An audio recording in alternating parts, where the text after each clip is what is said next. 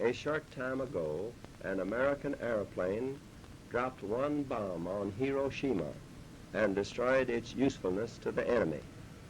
That bomb has more power than 20,000 tons of TNT. The Japanese began the war from the air at Pearl Harbor. They have been repaid many-fold. Could you stop it right there, and please? The end is not yet. Okay, this, for those of you who don't recognize him, this is President Harry Truman. Truman has a very interesting story. The previous president was President Roosevelt. And President Roosevelt was originally elected as president in 1932.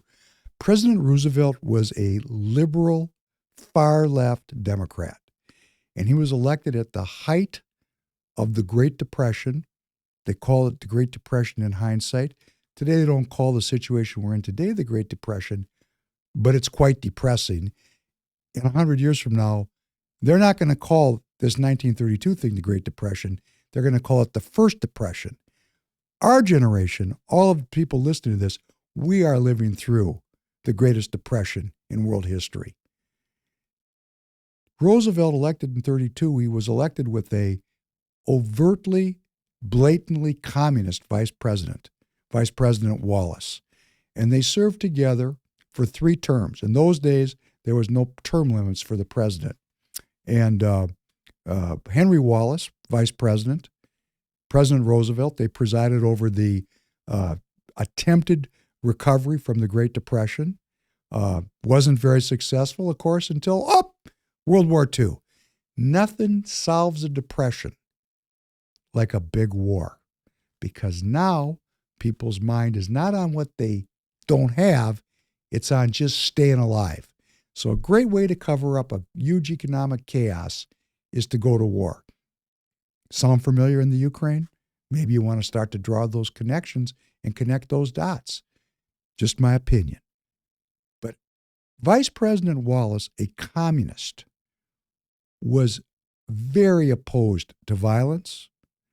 He was very opposed to the use of nuclear weapons. An interesting thing happened in the 4th Democratic Convention when Roosevelt was at the end of his life and getting elected to his 4th term. They dumped this communist, pro-peace, pro-Soviet Union, pro-human vice president, and they installed and they put in as the vice president, Vice President Harry Truman. Very shortly after Roosevelt and Truman were elected for Roosevelt's 4th term, Roosevelt died. Truman became the president, and Truman was a horse of a completely different color. He was installed by the military-industrial complex. His mission was to assert American hegemony over the world. I'm not quite so sure, had Vice President Wallace been the president when Roosevelt died, we may never have gone down this road. But the powers that be, and we know their names, and one of the things we want to understand on the Professor Penn podcast, it's not they. When people say, they're doing it. No. It's individuals that have names and histories and political philosophies, and we don't want to let them get off the hook as they. We want to name them. We want to know them. We want to call them out. And we want to modify their behavior because as we heal our human will and regain our desire to live and to have well-being, we will establish a country based on human well-being. But this young man here, Mr. Truman, because he was younger than me when he was saying this, so I can say he's a young man, he just said something very interesting. He said the Japanese started the war and we've dropped these bombs to take revenge, which is a very strange thing to say as the leader of a country. It's a very strange thing. It's a disturbing thing for me to hear that we're dropping a nuclear bomb to pay the Japanese back many-fold. Mr. Producer, could you continue along with this now? With this bomb, we have now added a new and revolutionary increase in destruction to supplement the growing power of our armed forces. In their present form, these bombs are now in production and even more powerful forms are in development. Stop again, It please. is So I do have to say, and we have to put it into context, the country was at war. It was a horrifying war. People were terrified, as well they should be, because it was a world war. And what President Truman was saying to the people was, guess what? We've got the biggest bombs, we got the most powerful military, and we're getting ready to kick ass.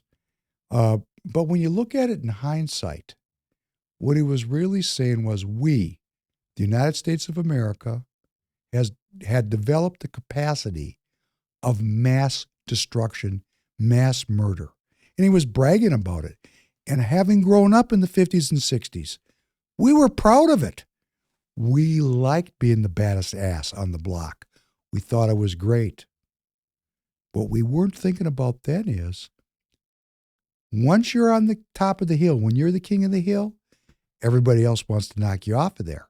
And right now today, the United States of America has many, many competitors that are not interested in being dominated by what is called the post-World War II Democrat Liberal Order.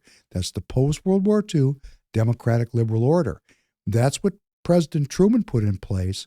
That's what President Biden is attempting to maintain. So it started out with the dropping of the nuclear bomb. They killed hundreds of thousands of people in an instant, and they didn't think twice about it. They thought it was the right thing to do. Why? Well, they wanted to pay the Japanese back manyfold, or at least that's what they told the American people. But there's been many historians over the years that have said the reason they dropped that bomb was to take our other competitors like the Soviet Union and scare the living shit out of them so we could dictate the terms of the post-World War II Democrat Liberal Order. Now, there are many other historians who have said and this is worth parsing into because, I'm not in these people's heads. I don't know what they were thinking. I wish I did. I wish they left the record, but of course they didn't. Many historians have said that had the United States had to do a conventional invasion of Japan, like the original clip where President Eisenhower was talking to the troops that were going into Normandy, that there could have been millions of American casualties, millions. So dropping the bomb was actually appropriate and humane because the amount of killing and damage was actually far less. Maybe, possible. We could have a whole podcast devoted to looking at that issue. But what did happen was we did introduce into the world a scientific development and a scientific achievement that put into the hands of man the power to destroy with mass destruction, even to the extent that the world itself could be destroyed. And this kind of destruction, this kind of power in the hands of man, this kind of power to destroy is not the power to create. It's the power to kill, not to create. Well-being is about creation. Well-being is about making things blossom forth. It's an art. Killing, there's also an art to killing, but it's about destruction and ending life.